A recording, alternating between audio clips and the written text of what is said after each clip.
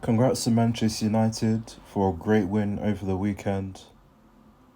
I don't think anyone believed that City would lose that game, but they got the win. Another silverware added to the club's long legacy, and it's a significant one because it's been 8 years since United have won the FA Cup. So they've obviously had struggles in the competition, as with many other top clubs. They've had multiple disputes and distractions off the pitch, just before the season and during the season. So people need to stop disrespecting the FA Cup. It's not easy to win. It's great too for some of the older players like Johnny Evans to come back to the club and win a meaningful trophy. Varane, who's set to leave this summer, no one can say that he didn't accomplish anything during his time in Manchester.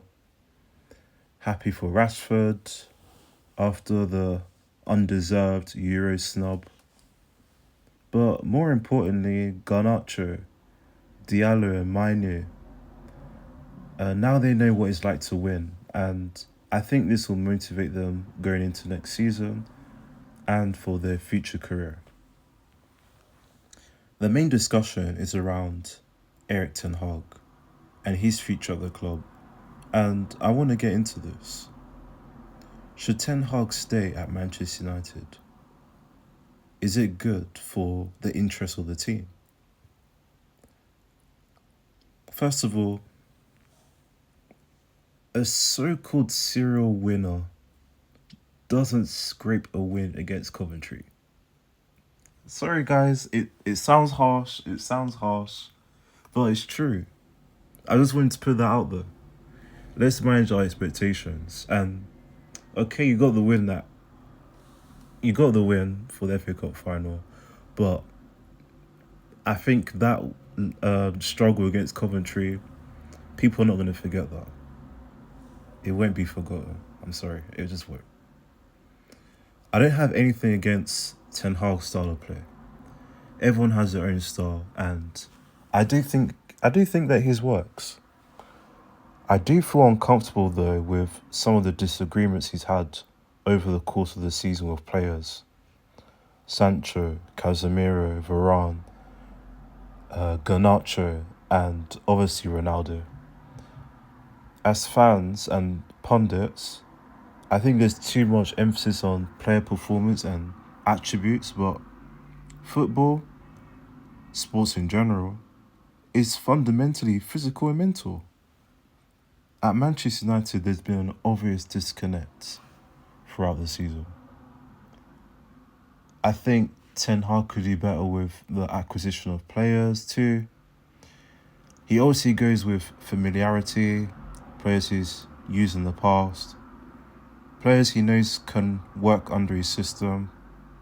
But that also means that you're missing out on super talented players in the market too. Players that could potentially push the team up to the top end of the table. Injuries are not an excuse at the highest level of football. You have all the resources to build a competitive squad. You made injuries a problem because the team that you designed and built just lacks depth. Why were Man City so successful this season and last season? It's largely due to the depth they have at each position on the pitch. There's always an excellent backup if someone goes down. Hear this, yo. Hear this, guys. You know De Bruyne? De Bruyne missed at least 127 days last year, and that was only because of a hamstring injury. That doesn't include all the other multiple injuries that he had during that season. At least 127 days. And that didn't stop City from winning a treble. So why does Ten Hag and Manchester United get to use that as an excuse? Injuries. It's not an excuse. De Bruyne missed 127 days last year, at least. and they still want a treble. It's not an excuse. Injuries is not an excuse at the highest level of football. If the club got their act together, Manchester United should be the prime location for Mbappe, not Real Madrid. It's not about how good the team is or what players they have. It's largely about the environment at the club. Manchester United have Rashford. His World Cup teammate is there, Varane. But no, still not good enough. No one ever linked Mbappe to Manchester United. But these are the kind of caliber players that should be attracted to play at Manchester United. Even if they just sorted out the locker room drama, I really believe Manchester United would easily have made top 5 or maybe top 4. As dismantled and injured as the team might look, I would still take Manchester United over Newcastle, Chelsea and Tottenham.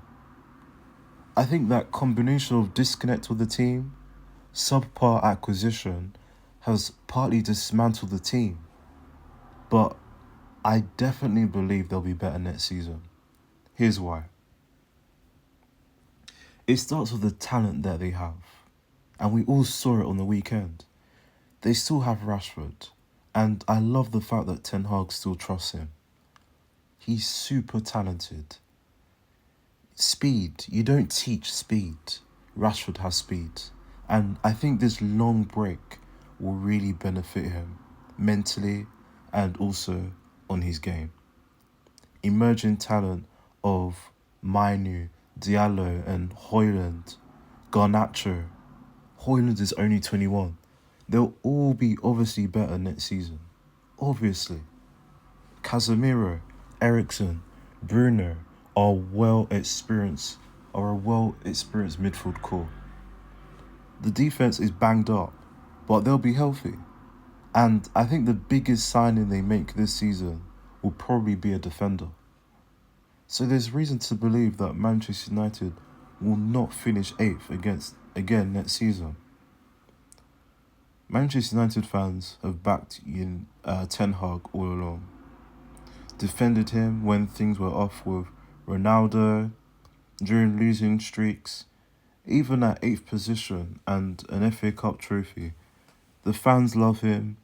They love him so much. I think they even love him more than they did last year. So keep him. He's designed and created this squad. So keep him.